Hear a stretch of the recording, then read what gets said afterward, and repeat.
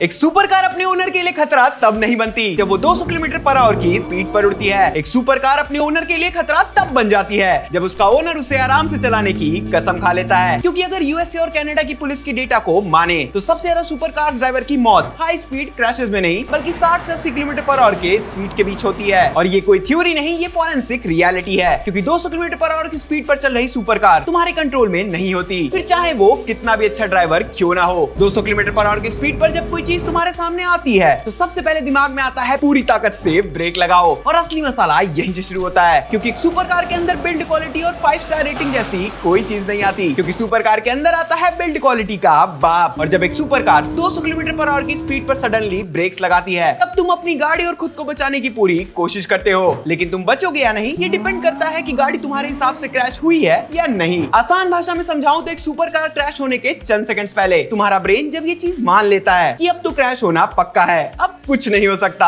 Brain उसी वक्त body को सिग्नल भेजता है एक प्रेडिक्टेबल क्रैश के लिए। और यहीं पर सुपर कार चलाती हैं अपना असली जादू। क्योंकि एक सुपर कार का एरोडायनामिक सिस्टम एक्टिवेट होता है 120 किलोमीटर पर आवर के ऊपर की स्पीड पर, और 200 किलोमीटर पर आवर की स्पीड पर सुपर कार्स का एरो पूरी तरीके से काम पर लगा होता है और कार को जमीन से चिपका कर रखता है। जिससे होता यह है कि कार का पूरा कंट्रोल अब भी तुम्हारे हाथ में होता है और तुम एक प्रेडिक्टेबल क्रैश कर सकते हो। और जब क्रैश प्रेडिक्टेबल होता है तो ड्राइवर के बचने के चांसेस डबल हो जाते हैं। और इसीलिए 60 किलोमीटर पर आवर की स्पीड पर एरोडायनामिक्स वर्किंग में ना होने की वजह से सुपर कार्स अनप्रेडिक्टेबल बन जाती हैं और क्रैश और भी ज्यादा भयानक बन जाता है। और अब कमेंट करके तुम बताओ कि इस वीडियो में मैंने कितनी बार 200 किलोमीटर पर आवर की स्पीड बोला है।